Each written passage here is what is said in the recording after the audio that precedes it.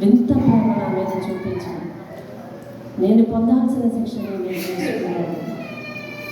అయ్యా, కనికర సంపన్నుడ, ఇంత గొప్ప కనికరం దేవా తండ్రి నన్ను చూపించిన మేము జీవితం ఉన్నంత వరకు, ప్రాణం ఉన్నంత వరకు నీ యందు రుణస్థులమే బాబు. ఆ రుణం ఎన్నటికీ తీరక నీ పాదాల చెంత అట్లానే ఉన్నది.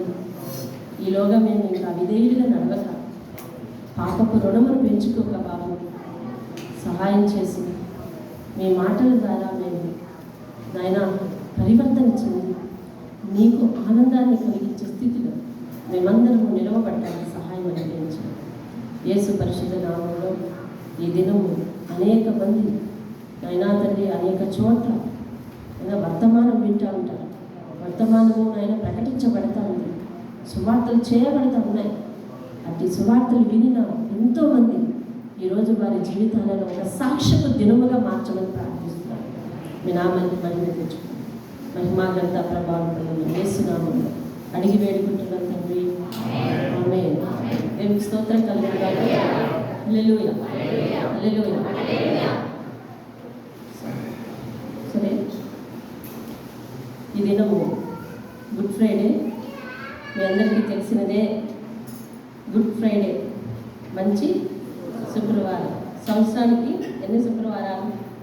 52 శుక్రవారాలు. 52 శుక్రవారాల్లో ద స్పెషల్ వన్, దీనినే ఒక ప్రత్యేకమైన పేరు పెట్టారు.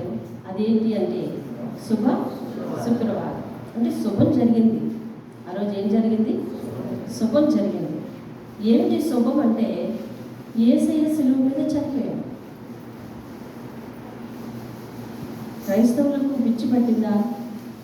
యేసయ్య శిలువ మీద చనిపోయిన రోజును శుభం అంటా ఉన్నారు, శుభ శుక్రవారం అంటా ఉన్నారు. ఏమైంది? యేసయ్య ఒక హంతకుడా? యేసయ్య ఒక రాజకీయ వ్యవస్థాపకుడా? దోపిడీదారుడా? అటువంటి దుర్గుణాలు కలిగిన వాడు చనిపోతే సంబరం చేసుకునేది మంచిది అనడానికి కాదు కదా. మరి అటువంటి నీతిమంతుడు బైబిల్ సాక్షిగా 7 అనే అంకెకు సంపూర్ణమైన స్థితి ఉంది. 7 సంపూర్ణం. 7 అంటే ఏంటంట? సంపూర్ణం.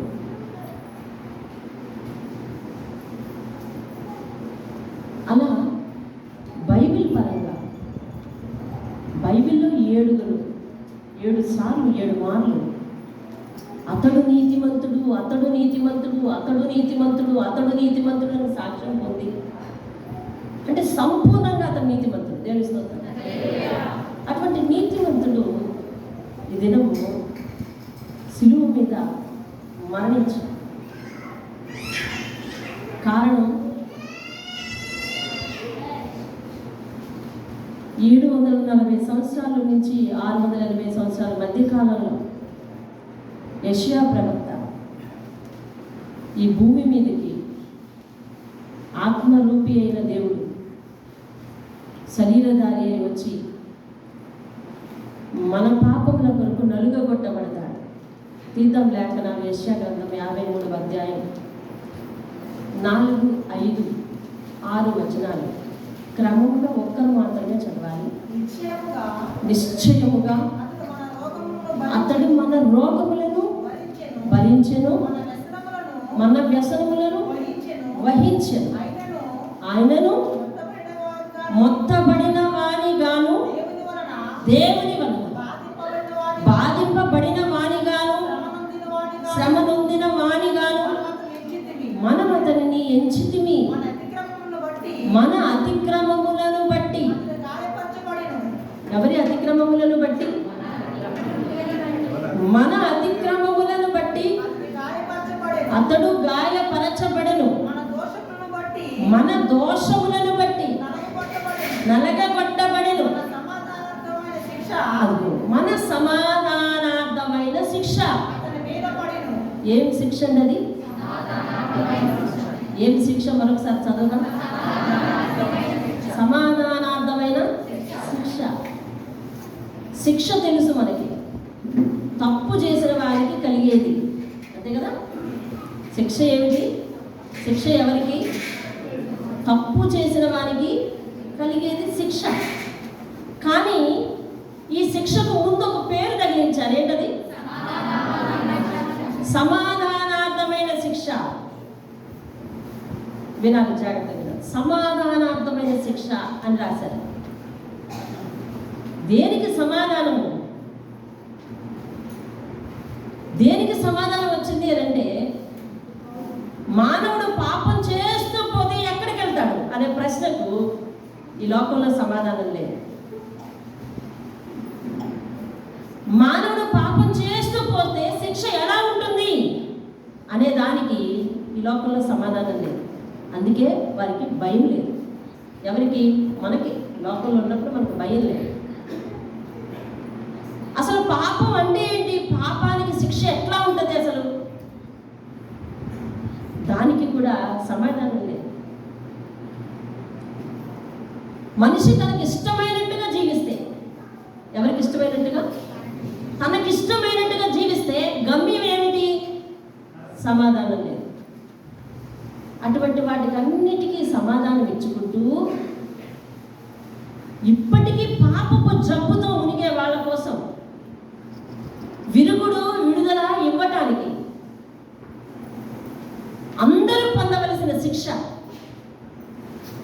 బదులుగా, అనగా సమాధానంగా తాను పొంది పాపికి విడుదల కలుగజేస్తున్నాను అని సమాధానం లేని ఇందాకటి ప్రశ్నకు సమాధానం ఇవ్వటానికి ఆయన పాపుల బదులు శిక్ష పొందాడు. కాబట్టి అది సమాధానార్థమైన శిక్ష అయ్యింది. హల్లెలూయా. అర్థమైందండి? పాపులకు బదులు ఆయన శిక్ష పొందాడు. ఇంతకుముందు మానవుడు పాపం చేసుకుంటూ పోతే ఎక్కడికి వెళ్తాడు అనే దానికి సమాధానం లేదు. పాపం చేసుకుంటూ పోతే శిక్ష ఎలా ఉంటుంది అనే దానికి సమాధానం లేదు. ఇప్పుడు యేసయ్య పొందిన దెబ్బల చేత పాపములకు శిక్ష అట్లా ఉంటుంది. యేసయ్య పొందిన కాచిన రక్తము పాపానికి పరిశుద్ధత కలగ చేయడానికి మనకు పనికొచ్చింది. పాపానికి విరుగుడు కలగజేసింది. కాబట్టి పాపి క్షమించబడి ఎక్కడికి వెళ్తాడు అని ఇందాక అడిగారు కదా. ఇప్పుడు దేవుడు క్షమించి ఎక్కడికి పంపిస్తున్నాడంటే దేవుని లోకానికి పంపిస్తున్నాడు. దేవుని స్తోత్రం. హల్లెలూయా. పాపానికి శిక్ష ఎట్లా ఉంటుంది అంటే ఆయన పొందినట్టుగా ఉంటుంది. ఆయన ఎన్ని బాధలు అయితే పొందాడో అన్ని బాధలు పాపానికి పొందాలి. పాపం ఎవరు చేస్తున్నారు? అయితే ఆ శిక్ష అంతా ఎవరు పొందాలి? నాకు సమాధానంగా నన్ను తప్పించి ఆయన ఆ స్థానంలోనికి వెళ్ళి సమాధానార్థమైన శిక్షను ఆయన పొందాడు. దేవుని స్తోత్రం హల్లెలూయా.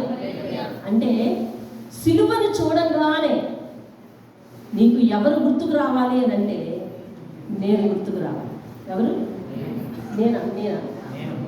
నువ్వు గుర్తుకు రావాలి. ఆ స్థానం నాది, ఆయన ఇల్లున్నాడు అని గుర్తుకు రావాలి. లోకానికి సిలువ అనగానే ఆ సిలువ తెలుసు, యేసయ్యకి వేశారు కదా అంటారు. యేసయ్యకి వేశారు కదా అంటారు. లోకానికి సిలువ అంటే యేసయ్య గుర్తొస్తాడు. కానీ నీకు సిలువ అంటే ఎవరు గుర్తుకు రావాలి తెలుసా? నువ్వే గుర్తుకు రావాలి. నేను గుర్తుకు రావాలి. నా స్థానం అది. అర్థమవుతుందా? ఒకసారి ఇందాక మౌనంగా ఉండి ఊహించుకోమన్నాడు పరిశుద్ధ. భారం కదా, అది నువ్వు భరించలేవని చెప్పి నీకు బదులుగా సమాధానార్థంగా ఆయన వెళ్ళి పొందిన శిక్షని. దేవునికి స్తోత్రం హల్లెలూయా. నీకు సమాధానంగా ఆయన వెళ్ళి పొందిన శిక్ష అది. దేవుని స్తోత్రం అంటే పాపి అయిన మానవుడు శిక్ష నుండి తప్పించబడ్డాడు. పరిశుద్ధుని రక్తం చిందింపబడకుండా పాప క్షమాపణ కలగదు అని లేఖనాలు ఆధారంగాను, అలాగే క్రీస్తు శకం 35-36 సంవత్సరాల్లో జరుగుతున్న ఆ శిలువ యాగము క్రీస్తు పూర్వం 740-680 మధ్య కాలంలో ప్రవచించిన ప్రవచనాల నెరవేర్పుకు సాదృశ్యంగా జరుగుతుంది కనుక, అనగా ఆయన పొందిన దెబ్బల చేత మనకు స్వస్థత కలిగింది.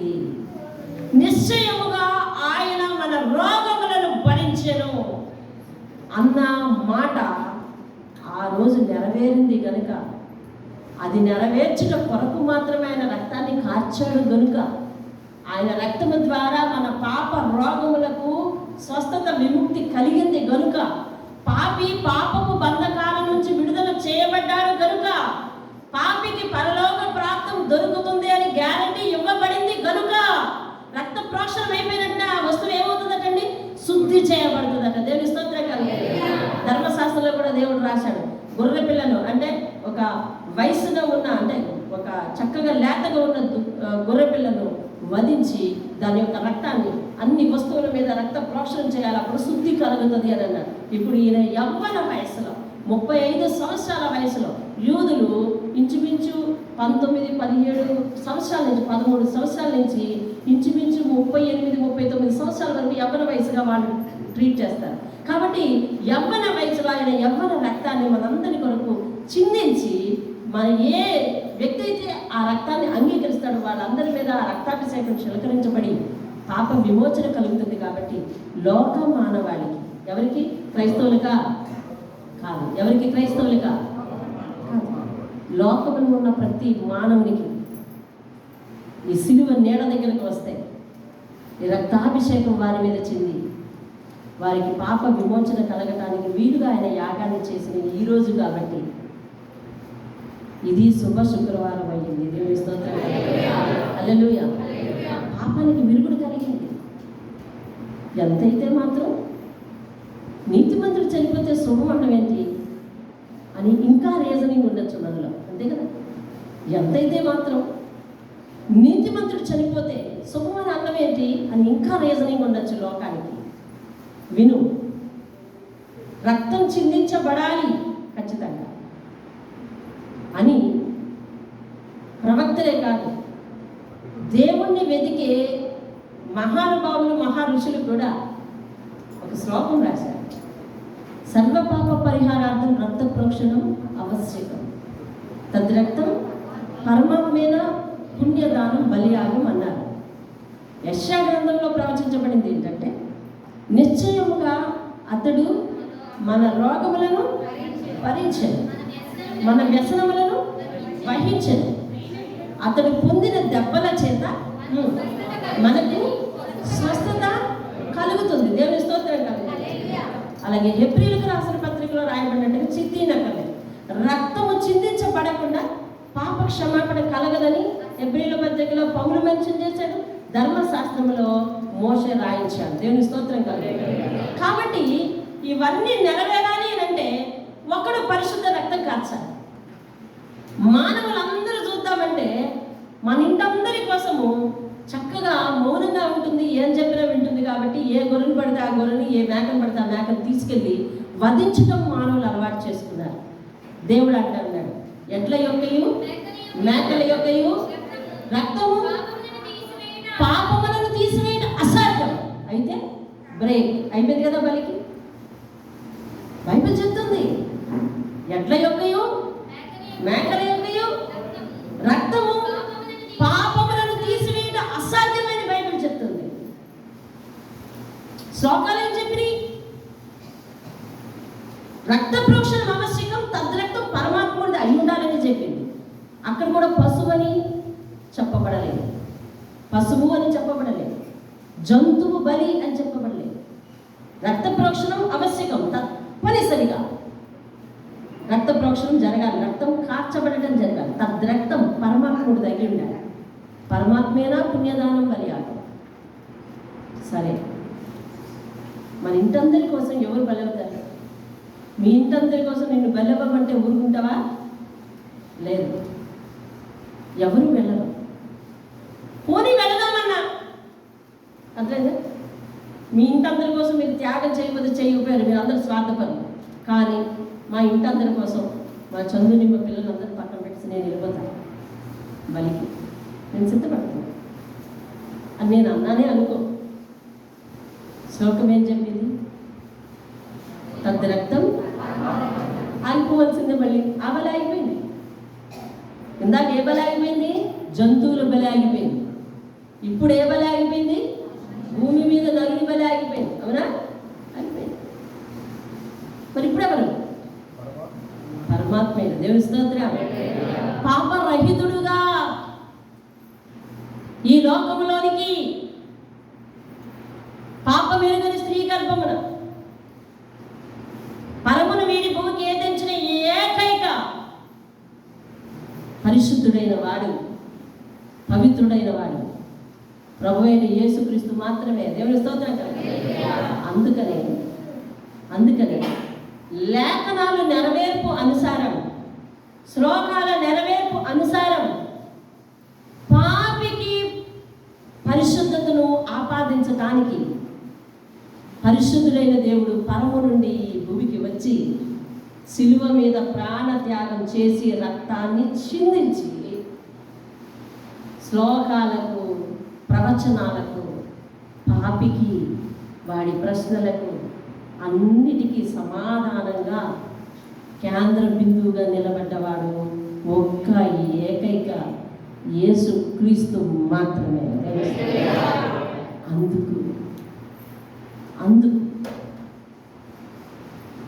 అందుకు అతడు మరణము లోకమంతటికి శుభమును చేకూర్చింది. దేవుని స్తోత్రం. హల్లెలూయా. శుభమును చేకూర్చింది. ఇంకను ఏ నేరం చేయకుండా రోమా ప్రభుత్వం శిక్ష వేసిందా అనే కోడిగుడ్డు మీద వెంట్రుకలు ఉంటాయా? ఉండవు. ఉన్నవేమో అని భూతత్వంలో చూసే ప్రజలకు ఇదే బైబిల్ సమాధానం ఇస్తుంది. అతడు నిశ్చయముగా అన్యాయపు తీర్పు పొందాడు అని. దేవుని స్తోత్రం. ఏ తీర్పు పొందాడంట? అన్యాయపు తీర్పు పొందాడు. నిశ్చయంగా అన్యాయపు తీర్పు పొందాడు. అన్యాయం ఎవరు మోపారు ఆయన మీద? నీతి రాజ్య స్థాపన చేయడానికి ఆయన వస్తే దేవునికి పాపికి అసలు దూరం ఉండదు అని ఆయన చెప్పడానికి వస్తే, మానవుడు వేరు, పాపి వేరు, దేవుడు వేరు అని చెప్పే వ్యతిరేకులు ఆయనకు సిలువ దాకా తీసుకుని వెళ్ళారు.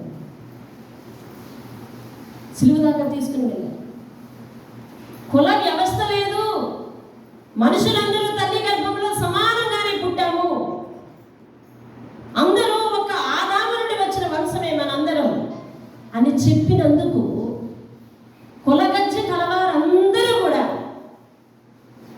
ఆయనను సిలువ దాకా ఈడ్చుకొని వెళ్ళారు. ఏ నేరం చేసినందుకు ఆయనకు శిక్ష వేసుంటారు. రోమ ప్రభుత్వం చాలా కఠినమైన శిక్షలు వేస్తుంది. అందులో సిలువ వేయటం అనేది ఒకటి. కానీ వారు వేసే సిలువ ఒక నిలువ కొయ్యకు ఒక అడ్డు కొయ్య ఉంటుంది. అడ్డు కొయ్యకు చేతులు కడతారు, నిలువ కొయ్యకు కాళ్ళు కడతారు, అంతే. కానీ ప్రభువైన యేసయ్యకు వారు వేసిన శిక్ష ఎటువంటిది అని అంటే, నేరస్తుడిని నేరుగా తీసుకొచ్చి సిలువకు కట్టాలే తప్ప చిత్రహింస చేసి కొట్టారు. అతను పొందిన దెబ్బలు 1 తక్కువ 40, దాని అర్థం 39. అర్థమైందా? సర్వ రకాలైన పాపాలు ఈ లోకంలో 39 ఉన్నాయంట. సర్వ రకాలైన రోగాలు ఈ లోకంలో 39 ఉన్నాయంట. 39 దెబ్బలు, 39 రకాలైన పాపాలకు, రోగములకు విడుదల.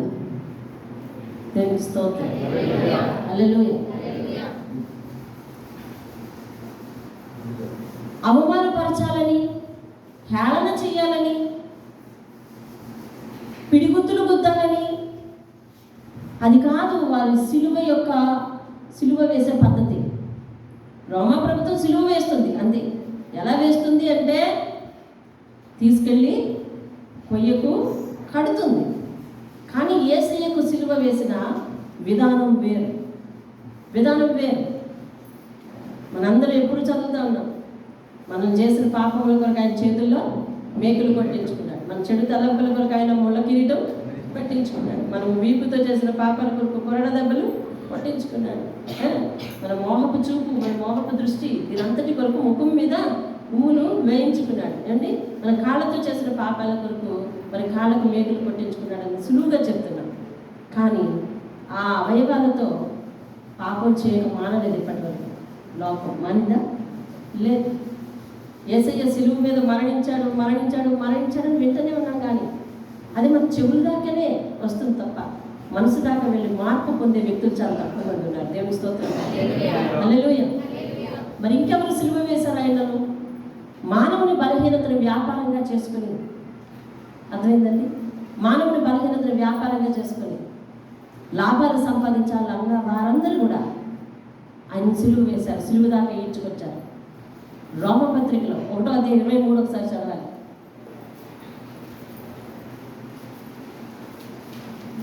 రోమపత్రిక 1:23.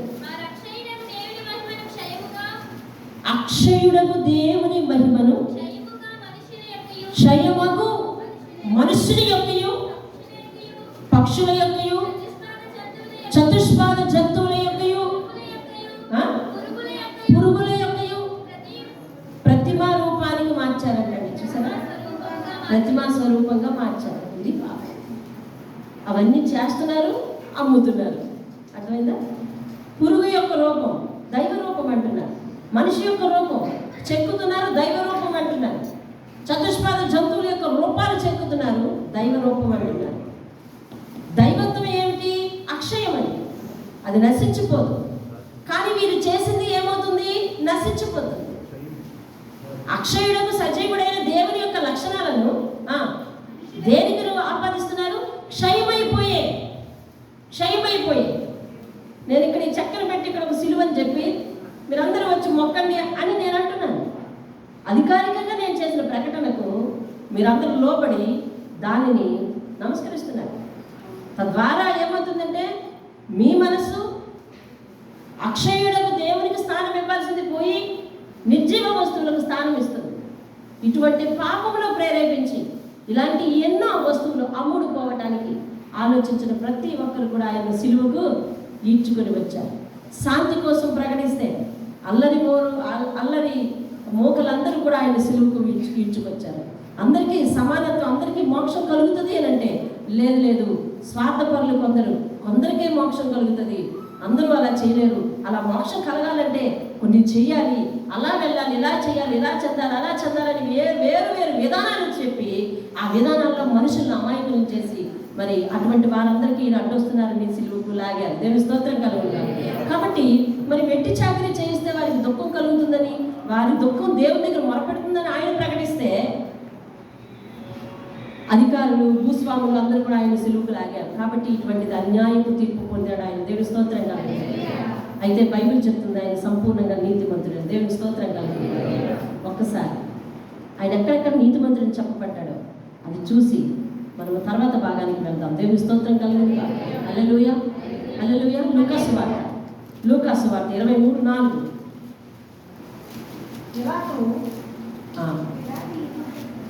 పిలాతు ప్రధాన యాజకులతోనూ అందరూ వెంటనే బైబిల్ లేకపోవచ్చు, జాగ్రత్తగా వినండి. జన సమూహముతోనూ ఈ మనుష్యుని యందు నాకు ఏ నేరము కనపడలేదు అన్నాడు. పిలాతు ఎవరు? అక్కడ శిక్ష వేయడానికి, శిక్ష అమలు చేసే అధికారి కదా. అతను ఏం చెప్పాడంటే, శిక్ష వేసే అధికారే చెప్పేశాడు. ఏమని? బాబు నన్ను నేరం శిక్ష విధించమంటున్నారు, ఏ నేరం కూడా కనపడలేదు. ఇది 1వ సాక్ష్యం. లెక్క పెట్టుకోండి. ఎన్నో సాక్ష్యం ఇది? 1వ సాక్ష్యం. అదే అధ్యాయం 14వ వచనం. ప్రజలు తిరుగుబడినట్టు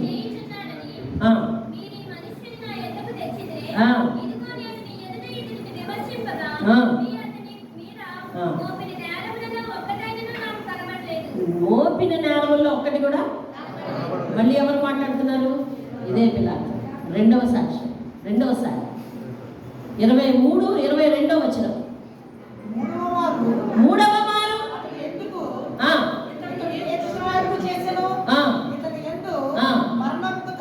మరణమునకు తగినదేది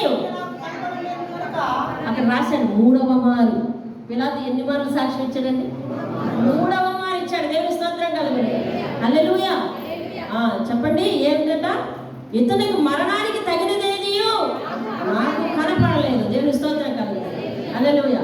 ఎన్ని సాక్ష్యాలు వచ్చాయి ఇప్పటికి? 3 సాక్ష్యాలు. 23:15 చూడండి.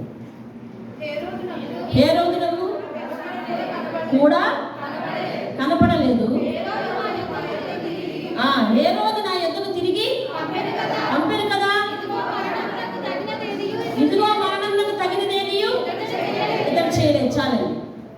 15వ వచనంలో ఏమంటున్నాడంటే, హేరోదు నా దగ్గరికి పంపేశాడు, ఇతనికి మరణానికి ఏది కనపడలేదని. మరి కనపడలేదు కదా అని పిలాతు అంటున్నాడు. అన్నవాడు పిలాతే కానీ ఎక్కడికి పంపాడు? హేరోదు దగ్గరికి పంపాడు. అంటే ఇంకొక కోర్టుకు పంపాడు అనమాట. పంపితే అక్కడ హేరోదు ఏమని పంపించాడంటే, ఇతని యందు ఏ నేరము కనపడలేదు. 4వ సాక్ష్యం. పిలాతు 3 సార్లు చెప్పాడు, హేరోదు 1 సారి. తర్వాత 27:19. మత్తయి సువార్త 27:19 చూడండి. మత్తయిలో రాసి ఉంటుంది ఈ సాక్ష్యం. మత్తయి సువార్త 27:19. అతడు న్యాయపీఠం మీద కూర్చుని ఉన్నప్పుడు ఎవరి భార్య? అతడు అంటే పైన రాసి ఉంటుంది పిలాతు భార్య. పిలాతు భార్య ఏమంటుందంట? నీవు ఆ నీతిమంతుని జోలికి పోవద్దు. ఈ పొద్దు ఆయన గురించి నాకు కల వచ్చింది, ఆ కళ్ళ మిక్కిన బాధలు ఉంది తిని అని అతని యొద్దకు వర్తమానం పంపింది. ఏమనంటే, నా కల్లో నేను చాలా బాధపడుతున్నాను, ఆయన నీతిమంతుడిగా నాకు కనిపించింది, కాబట్టి ఆ నీతిమంతుని జోలికి నువ్వు పోవద్దు అని చెప్పింది. అతను నీతిమంతుడని ఒప్పుకుంది మరొక వ్యక్తి. ఎవరు? పిలాతు. పిలాతు 3 సార్లు సాక్ష్యం. హేరోదు 1 సారి సాక్ష్యం. పిలాతు భార్య 1 సారి సాక్ష్యం. మళ్ళీ లూకాసు వార్తకి రండి. 23:41. 23:41 లూకా చదువుతున్నాను. మనకైతే ఇది న్యాయమే, మనము చేసిన వాటికి తగిన ఫలం పొందుచున్నాము. కానీ ఈయన ఏ తప్పిదము చేయలేదని చెప్పి ఆయనను చూచి యేసు చాలు చాలు చాలు, ఇది ఎవరు పలుకుతున్నారు? దొంగ. అబ్బే, 7 సాక్ష్యాల్లో దొంగ సాక్ష్యం తీసుకుంటారు ఎవరైనా అని మీరు అనుకోవచ్చు. అతడు ఆ ప్రాంతపు దొంగ. అర్థమవుతుందా? ఏ ప్రాంతపు దొంగ? అందుకే అక్కడే వారు చేసిన శిక్షకు అక్కడే వాళ్ళకు కూడా సిలువేశారు. అవునా? మనందరూ నేరం చేసాం అనుకోండి, మళ్ళీ ఎవరైనా నేరం చేశారు అనుకోండి, ఏ పోలీస్ స్టేషన్ తరలిస్తారు మనల్ని? చెప్పాలి. నక్కపల్లి పోలీస్ స్టేషన్కి కేసు వచ్చిందంటే అర్థం ఏంటి? నక్కపల్లి పరిధిలో. అవునా? ఆ దొంగ ఏ పరిధిలో పడింది? ఆ ప్రాంతం వాడే. ఆ ప్రాంతంలో యేసు చేసిన ఎన్నో కార్యాల గురించి ఆయన విన్నాడు. ఆయన చేసిన ఎన్నో బోధల గురించి ఆయన విన్నాడు. కాబట్టి అంటున్నాడు, మనకైతే ఇది తగును కానీ ఈయన యందు ఏ తప్పిదమో చేయలేదు, ఈయన యందు ఏ తప్పిదం కనపడలేదని దొంగ చెప్తున్నాడు. దేవుని స్తోత్రం కలుగుగా. ఇక్కడ ఆయన దొంగగా తీసుకోకుండా స్థానికుడిగా తీసుకుంటే బాగుంటుంది కదా. అవునా? అవునా కదా? చెప్పండి. దొంగగా తీసుకోకుండా ఒక స్థానికుడు అతడు. స్థానికుడు దొంగతనం నేర్చుకున్నాడు, వృత్తి అది. ఒక స్థానికుడు చెప్తా ఉన్నాడు, అతడు నీతిమంతుడే. దేవుని స్తోత్రం. 6 అవునా? 6 అయ్యాయి. 7వ 23-47 వచనం చదవండి. శతాధిపతి జరిగినది చూచి ఈ మనుషుడు నిజముగా నీతిమంతుడై ఉండేదని చెప్పి చాలండి. చూసావా? ఇది ఎప్పుడు జరిగిందో తెలుసా? ఆయన మరణించిన తర్వాత, శిక్ష వేసిన తర్వాత, ఆయన సిలువ వేసిన తర్వాత మొత్తం ప్రపంచం అంతా తలకిందులైపోయిన నలుపు చీకటి కమ్మేస్తే దేవాలయపు తెర అడ్డుగా చినిగిపోతే ఎన్ని ప్రమాదాలు జరిగాయో ఒకసారి ఆ లేఖనాలు చూస్తారా? మత్తయి సువార్త రండి, 27వ అధ్యాయం ఆఖరి వచనం రండి. 27వ అధ్యాయం. సమయం చాలా అవుతుంది, గబగబ వెళ్తాను నేను. 51వ వచనం, 27-51. వినండి, నేను చదువుతాను. దేవాలయపు తెర పైనుండి కింది వరకు 2గా చినిగెను. అదొక అద్భుతం.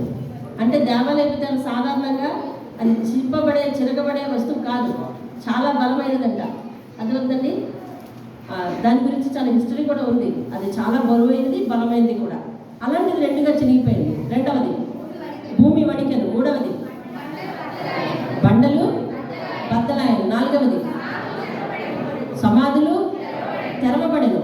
5వది నిద్రించిన అనేకులు, అంటే చనిపోయిన అనేకులు పరిశుద్ధుల శరీరములు లేచెను. 6వది వచ్చి అనేకులకు కనబడి. దేవుని స్తోత్రం కలుగును గాక. హల్లెలూయా. 54వ వచనం నేను చదువుతున్నాను. శతాధిపతియు అతనితో కూడా యేసుకు కావలి ఉన్న వారును భూకంపమును జరిగిన కార్యములన్నిటినీ చూచి మిక్కిలి భయపడి నిజముగా ఈయన దేవుని కుమారుడని చెప్పుకున్నది. దేవుని స్తోత్రం. హల్లెలూయా. 7 సాక్ష్యాలు ఆయనను సంపూర్ణంగా నీతిమంతునిగా నిలబెట్టాయి. దేవుని స్తోత్రం కలుగునుగా. హల్లెలూయా. హల్లెలూయా. ఎబ్రీయులకు రాసిన పత్రిక 9:19 ఇలా చెప్పబడుతుంది. ధర్మశాస్త్రం ప్రతి వస్తువు మీద రక్తం చిందించబడాలని చెప్పబడింది. 9:19 ఒకసారి చదవండి. ఎబ్రీయులకు రాసిన పత్రిక 9:19. అందుచేత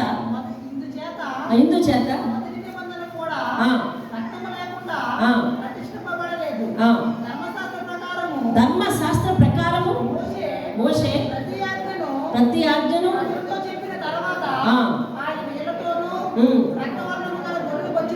గొర్రెబొచ్చుతోను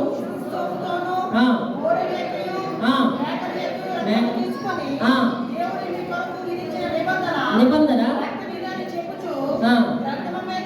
గ్రంథము మీదను ప్రజలందరి మీదను ప్రోక్షించను. అదే విధముగా గుడారము మీదను సేవా పద్ధతులన్నిటి మీదను ప్రోక్షించారు. మరియు ధర్మశాస్త్ర ప్రకారం సమస్త వస్తువులను రక్తము చేత శుద్ధి చేయబడినని, రక్తము చిందింపకుండా పాప క్షమాపణ కలగదు. ఆ రీతిగా చెప్పవచ్చు. దేవుని స్తోత్రాలు. ఆ రోజు గొర్రె రక్తం తీసుకొచ్చి గుడారం మీద, గ్రంథం మీద, వస్తువుల మీద, మనుషుల మీద, అందరి మీద చిందించారు.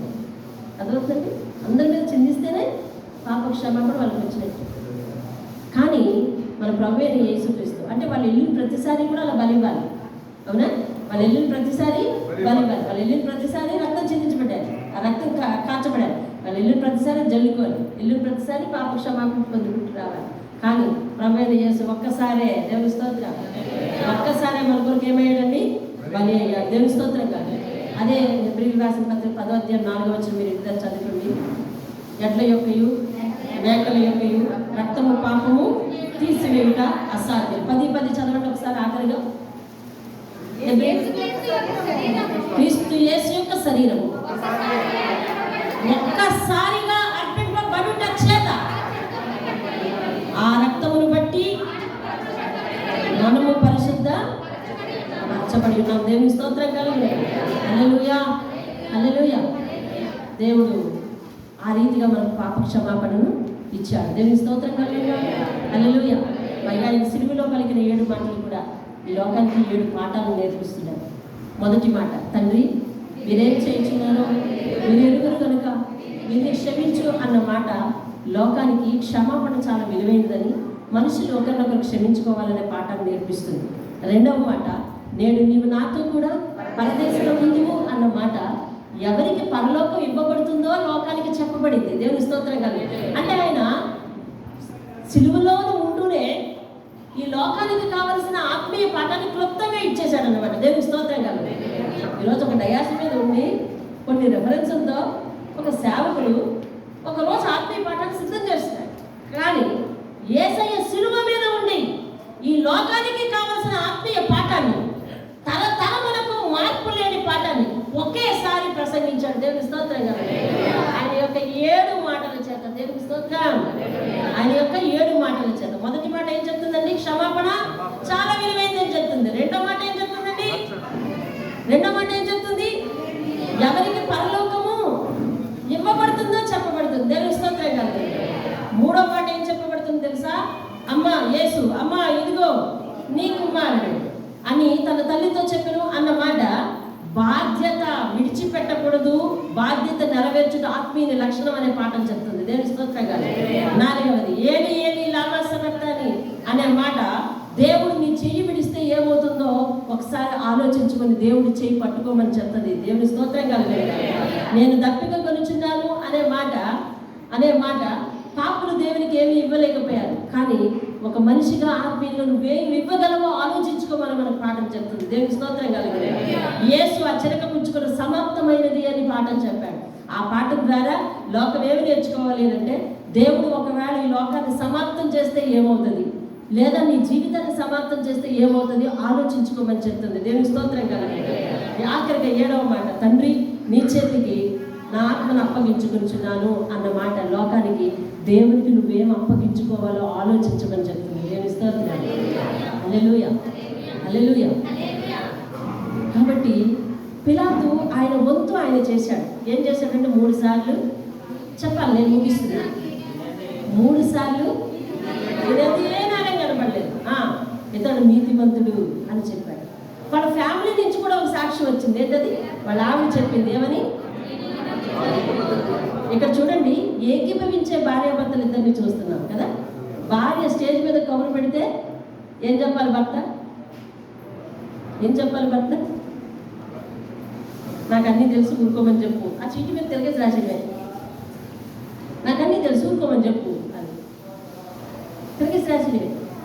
కానీ ఆమె సాక్ష్యాన్ని కన్సిడర్ చేశాడు. అంటే వారిద్దరి మధ్య ఎంత ప్రేమానురాగాలు ఉన్నాయి. వాట్ ఏ అండర్స్టాండింగ్ కదా, అండర్స్టాండింగ్ కదా, ఎంత అర్థం చేసుకుంటున్నారు ఒకరినొకరు కదా. ఆల్రెడీ నాకు తెలుసు, నేను ఇక్కడ 3 సార్లు చెప్పాను అన్నాడా? లేదండి. ఆయన మరణంలో ప్రతి ఘటన కూడా నువ్వు నేర్చుకుంటే ఆత్మీయ పాఠమే. ఆయన ఘటనలో ప్రతి ఆయనకు జరిగిన ఆ సన్నివేశంలో ప్రతి నిమిషం కూడా నీకు ఒక ఆత్మీయ పాఠమే. దేవుని స్తోత్రం కదా. హల్లెలూయా. పిలాతు ఏం చేశాడంటే, పిలాతు దగ్గరికి వచ్చి మేము అతన్ని సిలువేసేస్తాము అన్నారు. బాబాయ్ చాలా కోపంతో ఉన్నారు, ఏం సిలువేసేస్తారు అని చెప్పి, అలా కాదయ్యా అని ఇంకో మార్గం ఎన్నుకున్నాడు. ఏంటో మార్గం చెప్పండి? మనకి పండుగ వచ్చేస్తుంది, పసకా పండుగ కదా. ఆ పండుగలో ఒక దొంగను విడిచిపెట్టడం మనకంతా ఆనవాయితీ కదా. కాబట్టి మన రాజ్యానికి ఆనవాయితీ ఉంది. ఆ ఆనవాయితీ ప్రకారం నేను యేసును అన్నాడు. వద్దు యేసునొద్దు బరబ్బా అనే బంది కూడా అందరు. అయ్యో నాకే పాపం తెలియదా నేను చేతులు కడుక్కుంటే, పిరికివాడా పాపం తగ్గుతుందని భయపడుతున్నావా? ఆయనకు రక్తము చిందించి ఆయనకు సిలువ వేసి కొట్టిన రక్తం పాపము మా మీద మా పిల్లల మీద ఉండదుగా అని తప్పించుకున్నారు. అందుకే లోకం ఇలా ఎండిపోతుంది. ఇప్పుడు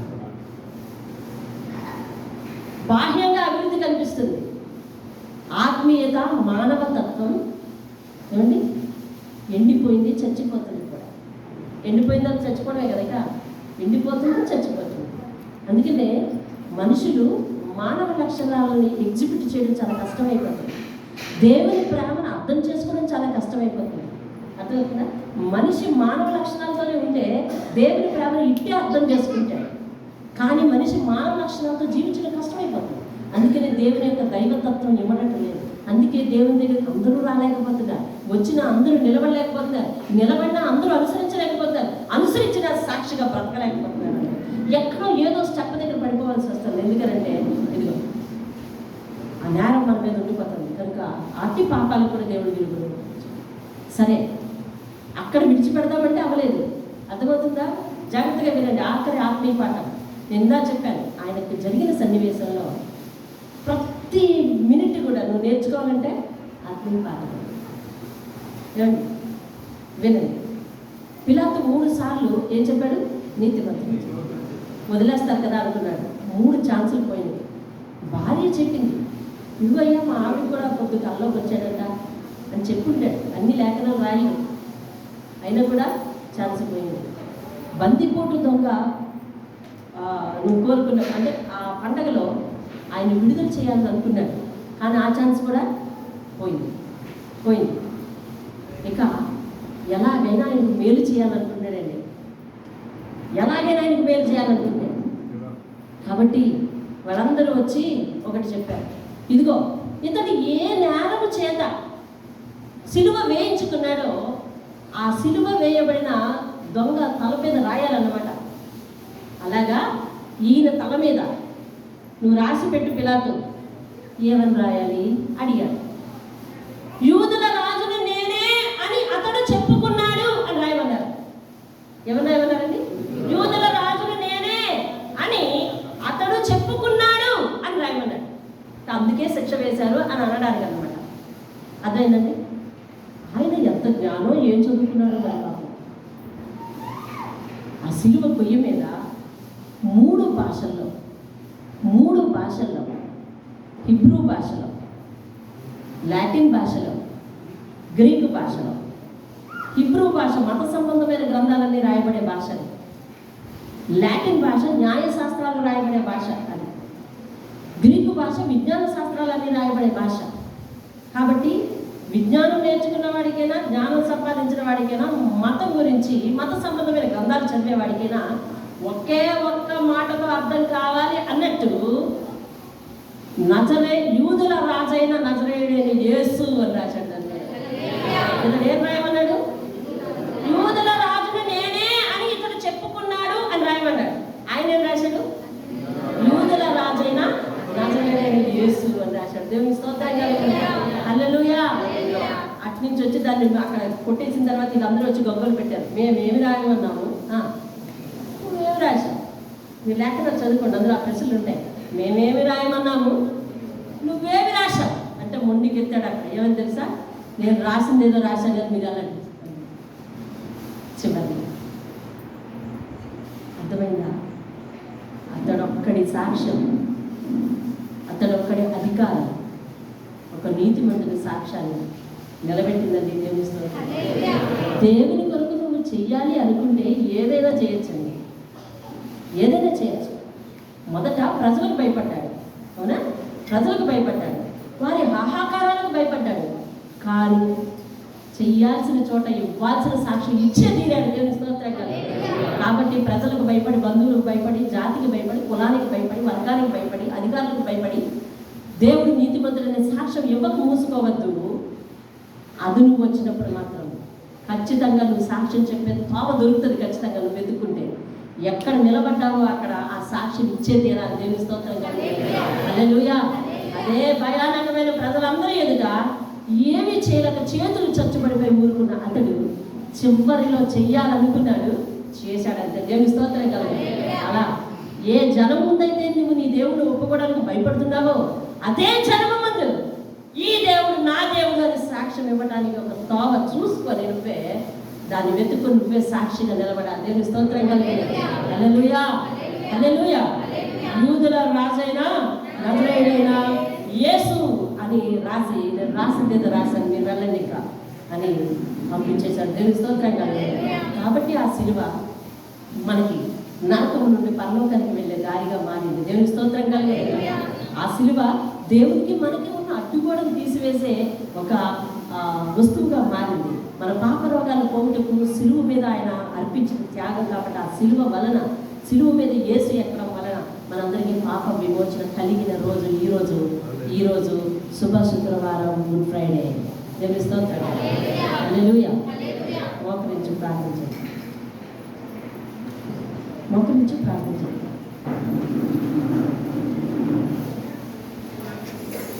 ప్రార్థన ప్రతిసారి వృద్ధులు కాని వారు, వృద్ధులు కాకుండా మిగిలిన వారందరూ కూడా లేచి నిలబడటం మంచిది. వచ్చిన వాళ్ళు, ఆరోగ్యం బాగోలేని వారు ఎవరైనా ఉంటే మీరు అలాగే కంటిన్యూ చేయండి. పరిశుద్ధులని మా ఎదుట ఉంచబడిన మాటలు మా హృదయాల్లో మేము నాటుకొని దానిని అనుసరించే భాగ్యం అందరికీ సహాయం అనుగ్రహించి, సిలువని ఇప్పటి వరకు మేము తేలిగ్గా చూస్తున్నామేమో, అయ్యా అది తీర్పు నుండి విడుదలిచ్చిందని, నరకం నుండి విడుదలిచ్చిందని, క్రీస్తు యేసునందు ఉంటే ఏ శిక్ష ఏది లేదు అనే నియమానికి మమ్మల్ని తీసుకుని వెళ్ళిందని, నిత్య నరకానికి మమ్మల్ని ప్రార్థనలు కాకుండా చేసిందని, అట్టి సిలువను దాని మీద జరిగిన త్యాగాన్ని పవిత్రంగా భావించడానికి సహాయం చేయాలి. ఈరోజు సిలువ త్యాగం అనేక మందికి తెలుసు. ముఖ్యంగా ఆత్మీయులు అని పిలువబడ్డ వాళ్ళు సైతము అనేక సార్లు వారు స్వలాభం కొరకు సిలువను పక్కన పెట్టి అన్యాయానికి, అక్రమానికి, పాపానికి లోబడుతున్న సందర్భాలలో ఈ వర్తమానం వారి హృదయాలలో మరింత కనువిప్పు కలగడానికి సహాయం చేయగలరు. ఆయన సిలువ మీద ఉండి ఒక అద్భుతమైన ప్రసంగం చేశారు లోకానికి. క్షమాపణ చాలా విలువైనదని, అయ్యా దేవుడు చెయ్యి విడిస్తే ఒకవేళ ఏమవుతుందో ఆలోచించుకోమని, బాధ్యత నెరవేర్చడం ఒక ఆత్మీయ లక్షణమని, నరులందరికీ పరలోకం వస్తుందా, ఎవరికి పరలోకం వస్తుంది అని గొప్ప ప్రసంగాన్ని చేసిన ప్రసంగికులైన మీరు, ఆత్మీయ బోధ చేసే బోధకులైన మీరు, పరలోకాన్ని మాకు అనుగ్రహించే పరలోకాధిపతివయ్యా నువ్వు, అట్టి నీవు నా బదులు సిలువ మీద ఉన్నావా? ఈ సత్యం ఈరోజు నరనరాల్లో మేమందరం జీర్ణించుకోవడానికి సహాయం చేయాలి. నా బదులు సమాధానార్థమైన శిక్ష, నీ త్యాగం వల్ల నాకు పరలోకం ప్రాప్తిస్తుందని, పాపం నుండి విడుదల కలిగిందని ఆన్సర్ అందరికీ వచ్చిందయ్యా. ఇక మీదట ఎవరు అంగీకరిస్తారో, అంగీకరించిన వారు ఎవరు బలంగా నిలబడతారో వారందరికీ కూడా అట్టి త్యాగం యొక్క ఫలితం అందరి మీద ప్రోక్షించదు. యేసు పరిశుద్ధ నామములో అడిగి వేడుకుంటున్నాం తండ్రి.